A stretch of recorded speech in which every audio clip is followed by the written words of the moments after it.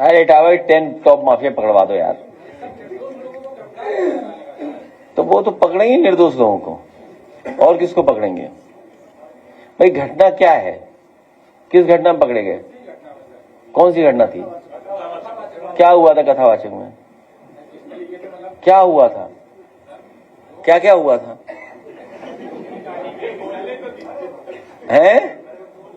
अरे बता दो ना क्या क्या हुआ था।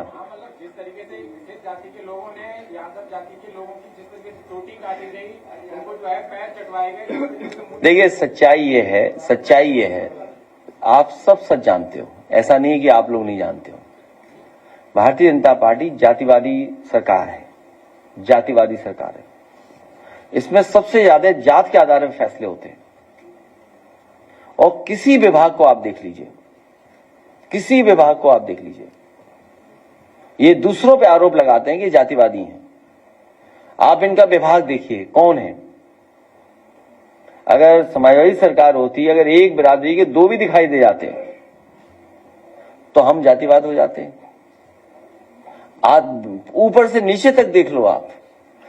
एक दिन आपने सीरियस नहीं लिया होगा, सीरियस भी लिया हो आपने, ऐसा नहीं कि आप सब पढ़े लिखे हर बात को समझते हैं। मैंने ये कहा था कि 2500 लोग हैं, 2500 लोगों ने उत्तर प्रदेश लूटा है। और नहीं मानते आप, गिनती कर लीजिए, अगर गलत गिनती हो तो बता देना। केवल 2500 लोगों ने 2500 लोगों ने पूरा उत्तर प्रदेश लूट लिया। और वही अन्याय करा रहे हैं, और वही जाति के आधार पर आपको परेशान कर रहे हैं। आप बताइए, प्रतापगढ़ में हमारी पार्टी के जिलाध्यक्ष और उसके परिवार पर 100 मुकदमे, 100 मुकदमे, कोई सुनने वाला नहीं। काहे के आईपीएस, काहे के डीएम, काहे के कुछ, क्या स्थिति पैदा कर दी सोचो आप।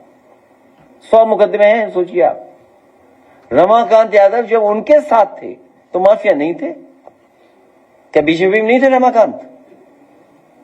बीजेपी वाले मना कर दें कि बीजेपी में नहीं थे, तब वो माफिया नहीं थे, तब वो रमाकांत जी, उनके प्यारे रमाकांत जी थे। प्रजापति की जो पत्नी है वो मेरे पास आई और उन्होंने कहा कि मुख्यमंत्री जी मुझसे मिले, और उन्होंने कहा कि हमें वोट दे दो, हम आपके पति को जेल से बाहर कर देंगे। तो इसका मतलब यह हुआ कि भारतीय जनता पार्टी ने उसको फंसाया, प्रजापति को। भारतीय जनता पार्टी ने प्रजापति को फंसाया, जेल भेजा। जब वोट चाहिए था तो उसकी पत्नी से वोट मांग रहे थे भारतीय जनता पार्टी के मुख्यमंत्री, जो आज मुख्यमंत्री हैं, वो वोट मांग रहे थे। ये बात गलत हो तो बता दो आप। मोहम्मद आजम खान साहब की यूनिवर्सिटी बंद करा दी, या उनके साथ जो जो झूठे मुकदमे लिखाए गए। आज मुख्यमंत्री जी भी सुनने में आए, यूनिवर्सिटी बना ली है कोई उन्होंने। मोहम्मद आजम खान साहब चांसलर बने तो हमारे मुख्यमंत्री जी भी चांसलर बन गए उस यूनिवर्सिटी के। अगर जमीन के रेवेन्यू डिपार्टमेंट के जो जमीनें थी, जो सड़कें होती हैं, जो तालाब होता है, या और जमीनें होती हैं, जैसे मोहम्मद आजम खान साहब ने अपने कैबिनेट के फैसले से, सरकार के फैसले से अपनी यूनिवर्सिटी का हिस्सा बनाया, वैसे ही मुख्यमंत्री जी ने हिस्सा बनाया। तो क्या गलत किया मोहम्मद आजम खान साहब ने? योगी जी भी तो बना रहे हैं यूनिवर्सिटी। आप उनके भी जमीन की चीजें चेक करो, जैसे मोहम्मद आजम खान साहब की जमीनों के चेक किए थे आपने।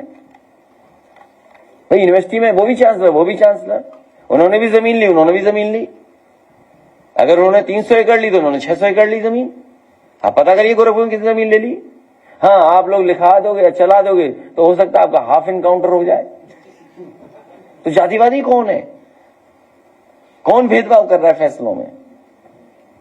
और सोचिए आप, व्यापारियों के पक्ष में हम लोग गए, व्यापारियों की सरकार ये। और जब व्यापारियों को मुआवजा दिलाने हम लोग गए तो बुलडोजर की बकेट पे बीजेपी के लोग, और प्लानिंग करके विधायक ने भेजा। सोचिए आप, क्या विधायक डायरेक्ट संपर्क में नहीं मुख्यमंत्री के? सोचिए आप, ये हो रहा है उत्तर प्रदेश में। और जो घटना हुई इटावा में, जो कथावाचकों को मैंने बुलाया, वो मैंने इसलिए बुलाया कि समाज में दूरियां ना हो। उस गांव में पहले भी ये यादवी कथा करके गए हैं, आप पता करवा लेना आप। उन गांव वालों को सब पता है कि ये यादव ही है कथावाचक, क्योंकि जिस परिवार को कथा करानी थी उन पे इतना संसाधन पैसा नहीं था कि लाखों रुपए वाले कथावाचक बुला लें, क्योंकि कई कथावाचक हैं जो 50 लाख रुपए लेते हैं। कोई किसी की हैसियत है कि धीरेन्द्र शास्त्री को बुला ले अपने घर कथा के लिए? कोई अंडर टेबल लेगा वो बाबा पैसे? आप पता करवा लीजिए, अंडर टेबल नहीं लेते हैं वो धीरेन्द्र शास्त्री क्या?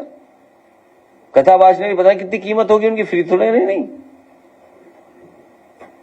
तो ये यादव लोग कथा कहते, तो कथा तो हर समाज के लोग कह रहे हैं। बड़ी संख्या में जो गैर बरादरियां हैं सब बरादरी करती कथा। तो क्योंकि ये परिवार गरीब था तो इन्हें सस्ते में कथावाचक मिल गए, वो हमारे समाज के। विवाद बढ़े नहीं, झगड़ा बढ़े नहीं, इसलिए मैंने उन्हें बुला करके यहां सम्मान कर दिया। उनकी ढोलक छिन गई, उनकी चैन छिनी, उनका वो जो हमारा उसका हारमोनियम छिन गया, और जो अंधा है बेचारा जो ढोलक वाला वो कठेरिया बिरादरी का है। हमने तो नहीं कहा कभी कठेरिया, आपसे कहा हो तो बता दो। कठेरिया बिरादरी का अंधा ढोलक बजा रहा, अपना जीवन यापन कर रहा कथा के कार्यक्रमों में, आपने उसकी ढोलक छीन ली, हारमोनियम छीन गया। रात में उसे चैन से वो पैसे दे 30,000 जो वापस करने थे वो अपने ड्राइवर से मंगाए पैसे, सब गांव वाले जानते थे। लेकिन वहां पर सच बोलने वाला कोई नहीं है, क्योंकि वहां पर एक बीजेपी और जिस पर ये डब्बे ट्रेन चल रहे हैं वो विचारधारा के लोग, पटरी वाले लोग पहुंच गए वहां। इसीलिए उन्होंने अपने जो पीछे रखते हैं कुछ लोगों को, उनको भी आगे कर दिया। झगड़ा ना बढ़े इसलिए मैंने उन्हें बुला लिया था यहां पर, और पूरे गांव को पता था कि ये किस जाति बिरादरी के ये लोग हैं जो कथा कहने आए हैं, क्योंकि यादव कथावाचक उस गांव में पहले भी कथा कह चुके हैं, कोई नए नहीं है। और जो फैलाई बीमारी जिसमें हमारे निर्दोष फंस रहे हैं कई लोग, सोशल मीडिया क्यों नहीं लिखेंगे लोग? सीओ स्वागत में गए, समाजवादियों का स्वागत हो सकता है? बताओ आप खुद सोचिए। पुलिस स्वागत में गई हो, सम्मान से विदा कर दिया हो किसी को। ये सब प्लांटेड लोग हैं। और जो अहीर रेजिमेंट के बारे में मैं बता दूंगा आपको, सोशल मीडिया पे देख लेना आप। हरियाणा के लोग, गुजरात के लोग, राजस्थान के लोग, जितने भी अहीर रेजिमेंट मांग रहे हैं सब भारतीय जनता पार्टी को वोट देते हैं। सब के सब भारतीय जनता पार्टी को वोट देते हैं। और जिस समय मैंने अपने मैनिफेस्टो में अहीर रेजिमेंट लिखा था और गुजरात रेजिमेंट बनाने के लिए लिखा था, सबसे ज्यादा विरोध तो बीजेपी कर रही थी कि गुजरात रेजिमेंट का नाम क्यों लिख दिया। आप हमारा मैनिफेस्टो मंगाइए 2019 का, उसमें बाकायदा मैंने लिखा था कि समाजवादी सरकार बनेगी तो हम अहीर रेजिमेंट और गुजरात रेजिमेंट जरूर बनाएंगे। उन्हें आपत्ति थी गुजरात रेजिमेंट क्यों बना रहे हो। जितने ये राजस्थान के हैं, हरियाणा के हैं और गुजरात के अहीर रेजिमेंट जो मांगते हैं वो सब बीजेपी को वोट देते हैं। अगर ये बात सच नहीं है तो पता कर लो आप। लेकिन उन्हें दिखाई दे रहा है उत्तर प्रदेश का चुनाव, अभी प्लांटेड लोग कम आए हैं। अभी प्लांटेड लोग देखना कितने आते हैं। तो हमसे कोई खिंचा ले फोटो, लेकिन हमने रेट तय कर दिया है कुछ। मैंने आज मैं व्यापारी साथियों को धन्यवाद देता हूं, आज इन्होंने लाखों रुपया मुझे दिया, लाखों रुपया दिया। आप कल्पना नहीं कर सकते कि हमारे व्यापार सभा के लोगों ने कितना हमारी मदद की है, लाखों। भाजपा कह रही है कि जो माफिया थे वो मिट्टी में मिल चुके हैं या उत्तर प्रदेश छोड़ दिया। मैं कह रहा हूं भाजपा के लोग जब माफिया बारे में बोले तो अपने घर का शीशा देख के ना निकले।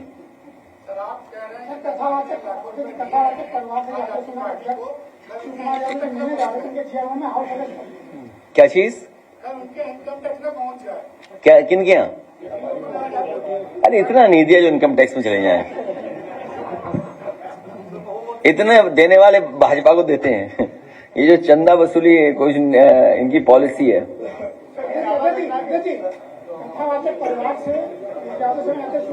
देखिए आप ये देखिए ऐसा है, भगवान कृष्ण पूरी दुनिया में उनका है। भाजपा ही भगवान बदलने वाले लोग हैं। इस समय से भगवान बदल देते हैं। मैं आपसे कह रहा हूं, भाजपा ही भगवान बदल देते हैं अपने, सब समय भगवान बदलते रहते हैं, इनका एक भगवान नहीं है। हो सकता है बुरा लगे उन्हें इस बात को लेकर के, हम पे कहें कि हम सनातनी नहीं है। सत्य का रास्ता ही सनातन है, धर्म का रास्ता ही सनातन धर्म है, और धर्म का रास्ता अन्याय नहीं कर सकता। जो अन्याय कर रहा है वो धर्म के रास्ते पे नहीं है, और जो अन्याय, दुख, परेशानी दे रहा वो सनातनी नहीं है।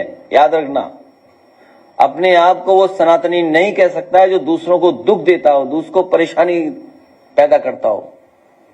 हम हिंदू लोग उसको कभी स्वीकार नहीं कर सकते वो सनातनी है। जो दूसरों की हत्या कर दे वो सनातनी नहीं हो सकता। इटावा घटना के बाद यूपी से लेकर के बिहार में जगह जगह गाँव में बोर्ड लग रहे हैं, लोग इस बार आए कि इस गाँव में ब्राह्मणों का पूजा पाठ करवाना बंद है, ना है। इसको लेकर आजकल ऐप पे कर लो पूजा पाठ, बहुत सारे ऐप आ रहे हैं। नहीं, आजकल ऐप बना दिए हैं सबने, ऐप से कर लीजिए पूजा, उसमें क्या है। हम किसी के विरोधी नहीं है इसीलिए। अरे यार क्या ही पत्रकार हो तुम यार, छोड़ो यार, कुछ नहीं है वो झूठ बोल रहे हैं। भाजपाई चुनाव हार रहे हैं। देखिए ऐसा है, भाजपाई चुनाव हार रहे हैं। अरे बताइए, अगर वो पक्ष में थे तो माता प्रसाद पांडे के ऊपर क्यों गाली गलौज करा रहे थे? भाई वो क्या ब्राह्मण नहीं है? नहीं, अंडे फेंके, अपमानित किया। बताओ, आप बताओ, माता प्रसाद पांडे सीनियर नहीं है क्या? शीशा तोड़ दिया। एक राहुल यादव है और उसके क्या कहते हैं, शीशा तोड़ दिया गया। ये हम कभी समाजवादी लोग जातिवादी नहीं हो सकते, लेकिन हम पीडीएवादी हैं थोड़े, और भारतीय जनता पार्टी जितना कहेगी हम उतना पीडीएवादी हो जाएंगे। भारतीय जनता पार्टी जितना प्लांट करेगी हमारे खिलाफ, हम उतने ही पीडीएवादी हैं। बस याद रखें वो लोग। ये भारतीय जनता पार्टी तोड़वा रही है, भारतीय जनता पार्टी तोड़वा रही है, क्योंकि वो जब ये कहते हैं कि वो सेक्युलरिज्म और सोशलिज्म के खिलाफ हैं, तो सेक्युलरिज्म हमें इक्वलिटी इन रिलीजन देता है, हमें बराबरी का मौका देता है, और सोशलिज्म में मतलब आर्थिक और सामाजिक। सोशलिज्म में हमें आर्थिक बराबरी का मौका मिलता है। ये कैपिटलिस्ट लोग हैं, ये बड़े बड़े लोगों के साथ खड़े हुए लोग हैं। इसलिए ये बाबा साहब भीमराव अम्बेडकर के पक्ष में नहीं रहेंगे, संविधान के पक्ष में नहीं है, क्योंकि ये सीधे सीधे आरक्षण के खिलाफ नहीं बोल सकते हैं, इसीलिए सोशलिज्म के खिलाफ बोलते हैं, क्योंकि ये कट्टरवादी लोग हैं, ये नफरत पसंद करते हैं लोग, ये समाज को बांटने वाले लोग हैं, इसलिए सीधा सीधा नहीं कह सकते, इसलिए सेक्युलरिज्म के खिलाफ है।